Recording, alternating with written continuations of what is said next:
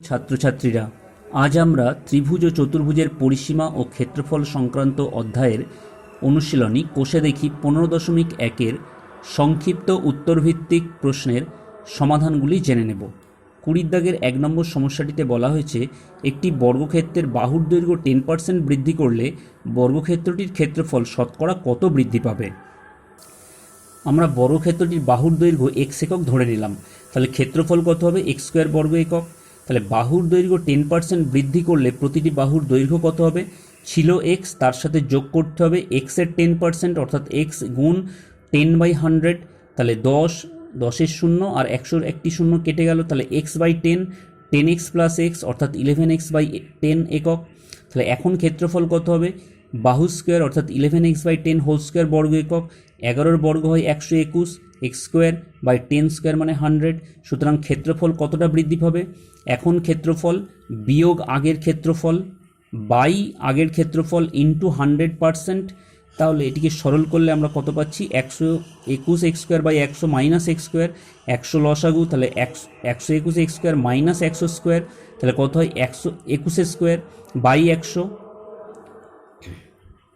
By x square, তাহলে গুণ হয়ে গেল ইন্টু 100 ক্যান্সেল হয়ে গেল, তাহলে 21 x square by x square percent, x square cancel হয়ে গেলে কত থাকে 21%। সুতরাং ক্ষেত্রফল 21% বৃদ্ধি পাবে। 2 নম্বর সমস্যাটিতে বলা হয়েছে, একটি আয়তক্ষেত্রের দৈর্ঘ্য 10% বৃদ্ধি এবং প্রস্থ 10% হ্রাস করা হলে ক্ষেত্রফল শতকরা কত বৃদ্ধি বা হ্রাস পাবে। তাহলে আমরা আয়তক্ষেত্রটির দৈর্ঘ্য x একক এবং প্রস্থ y একক ধরে নিলাম। তাহলে আয়তক্ষেত্রটির ক্ষেত্রফল কত হবে, xy বর্গ একক, 10% দৈর্ঘ্য বৃদ্ধি পেয়েছে, তাহলে এখন দৈর্ঘ্য কত হবে x প্লাস x এর 10% অর্থাৎ যোগ করলে আমরা কত পাবো 11x/10 একক। প্রস্থ 10% কমে গেছে, তাহলে কি করতে হবে, প্রস্থ কত হবে এখন, তাহলে ছিল y কমে গেছে অর্থাৎ বিয়োগ y এর 10% অর্থাৎ 10y/100, তাহলে সরল করলে আমরা কত পাচ্ছি 9y/10 একক। তাহলে এখন ক্ষেত্রফল কত, এখন দৈর্ঘ্য কত 11x/10, এখন প্রস্থ কত 9y/10, তাহলে গুণ করলে কত পাচ্ছি 99xy/100, তাহলে x 99/100 ইন্টু xy, 99/100 একের থেকে ছোট, সুতরাং এক্ষেত্রে লক্ষ্য করো ক্ষেত্রফল কি হয়েছে, কমে গেছে, হ্রাস পেয়েছে। তাহলে কতটা হ্রাস পেয়েছে, ছিল xy হয়েছে এইটা, তাহলে xy মাইনাস 99xy/100, প্রথমে কত ছিল xy, তাই ডিভাইডেড বাই xy ইন্টু 100%, তাহলে 100xy minus 99xy by xy, 100xy minus 99xy অর্থাৎ xy by 100xy into 100 cancel হয়ে গেল, xy ক্যান্সেল হয়ে গেল, তাহলে পড়ে থাকলো কত 1%। সুতরাং এখন ক্ষেত্রফল 1% হ্রাস পেয়েছে। 3 নম্বর সমস্যাটিতে বলা হয়েছে, একটি আয়তক্ষেত্রের কর্ণের দৈর্ঘ্য 5 সেন্টিমিটার, কর্ণদ্বয়ের ছেদবিন্দু থেকে আয়তক্ষেত্রের একটি প্রস্থের উপর লম্বের দৈর্ঘ্য 2 সেন্টিমিটার, আয়তক্ষেত্রের প্রস্থের দৈর্ঘ্য কত। আমরা ABCD যে কোনো একটি আয়তক্ষেত্র অঙ্কন করেছি যার AC এবং BD কর্ণ পরস্পরকে O বিন্দুতে ছেদ করেছে, O বিন্দু থেকে প্রস্থ BC এর ওপরে OE লম্ব অঙ্কন করেছি। তাহলে আমরা দেখো ABCD আয়তক্ষেত্রের AC এবং BD কর্ণ O বিন্দুতে ছেদ করেছে, OE লম্ব BC, তাহলে OC এটা কত হবে, তোমরা জানো আয়তক্ষেত্রের কর্ণদ্বয় পরস্পরকে সমদ্বিখণ্ডিত করে, তাহলে OC সমান আমরা কি লিখতে পারি হাফ AC, AC এর মান কত দেওয়া আছে 5 সেন্টিমিটার, তাহলে আমরা কি লিখতে পারি 5/2 সেন্টিমিটার OC সমান। আর OE সমান কত হবে, বলা আছে 2 সেন্টিমিটার, তাহলে CE এটা সমান কত লিখতে পারি আমরা, তোমরা জানো কর্ণের ছেদবিন্দু থেকে প্রস্থের ওপরে যদি লম্ব টানি বা দৈর্ঘ্যের ওপর লম্ব টানি, তাহলে তা প্রস্থকে বা দৈর্ঘ্যকে সমান দুভাগে ভাগ করবে, অর্থাৎ এক্ষেত্রে আমরা লিখতে পারি C সমান হাফ BC। এবার সমকোণী ত্রিভুজ OCE যেহেতু OE BC এর ওপরে লম্ব, সুতরাং OCE এটা একটা সমকোণী ত্রিভুজ বা OBE সমকোণী ত্রিভুজ। তাহলে এখানে যদি আমরা পিথাগোরাসের সূত্র বা উপপাদ্য প্রয়োগ করি, তাহলে আমরা কি লিখতে পারবো, OE square plus C square লম্ব স্কোয়ার প্লাস ভূমি স্কোয়ার সমান অতিভুজ স্কোয়ার, OE মানে 2, তাহলে 2 স্কোয়ার প্লাস C স্কোয়ার সমান OC মানে 5/2 হোল স্কোয়ার, তাহলে C স্কোয়ার সমান কত হবে 5/2 হোল স্কোয়ার মানে কি 25/4, 2 স্কোয়ার মানে 4, পক্ষান্তর করলে কত হবে -4, তাহলে 25/4 -4 সমান কত হচ্ছে 4, লসাগু হলে 25 বিয়োগ 16, 4 4 16, তাহলে 9/4 পেলাম। তাহলে সিই সমান কত হবে 9/4 এর বর্গমূল অর্থাৎ 3/2, তাহলে সিই এর দৈর্ঘ্য হবে 3/2 সেন্টিমিটার, তাহলে 2 সিই সমান কত 3 সেন্টিমিটার, তাহলে আয়তক্ষেত্রের প্রস্থের দৈর্ঘ্য কত হবে 3 সেন্টিমিটার, কারণ 2 সিই মানেই হচ্ছে বিসি।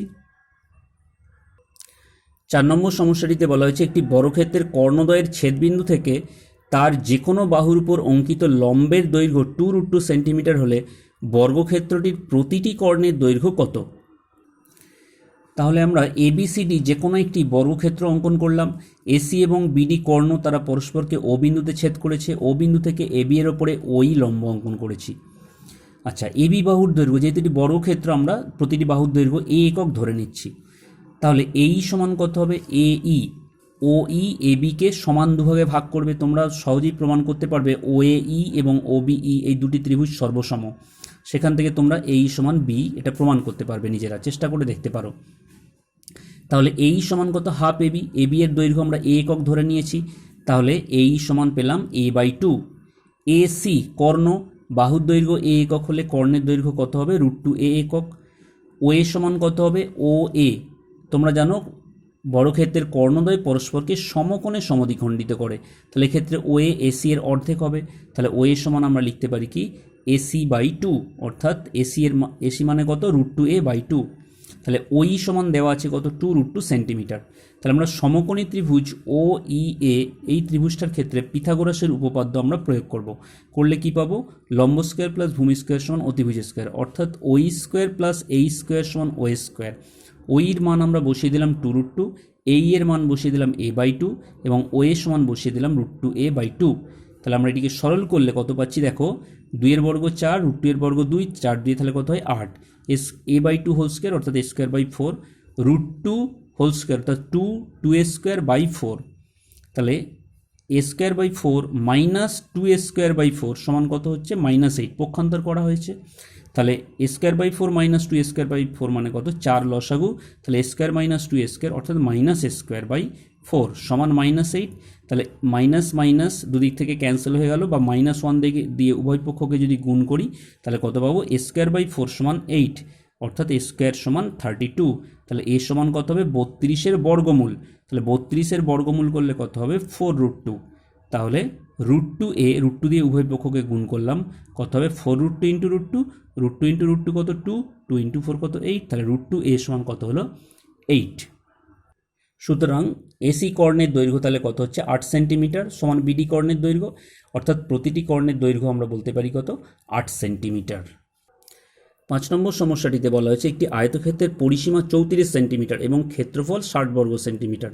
আয়তক্ষেত্রের প্রতিটি কর্ণের দৈর্ঘ্য আমাদের নির্ণয় করতে হবে। আমরা ধরে নিলাম আয়তক্ষেত্রটির দৈর্ঘ্য x সেন্টিমিটার এবং প্রস্থ y সেন্টিমিটার, তাহলে ক্ষেত্রফল কত হবে xy, সেটা সমান কত বলা আছে 60 বর্গ সেন্টিমিটার।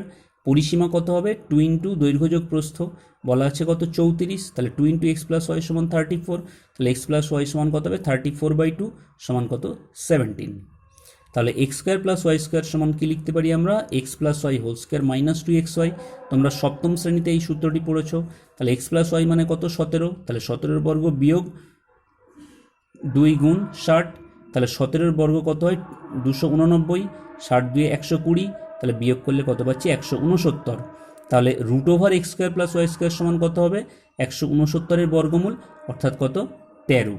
তাহলে কর্ণের দৈর্ঘ্য কত হবে 13 সেন্টিমিটার। আশা করি ভিডিওটি মনোযোগ দিয়ে তোমরা শুনলে নিশ্চয়ই বুঝতে পারবে। আজকের ভিডিওতে এ পর্যন্তই।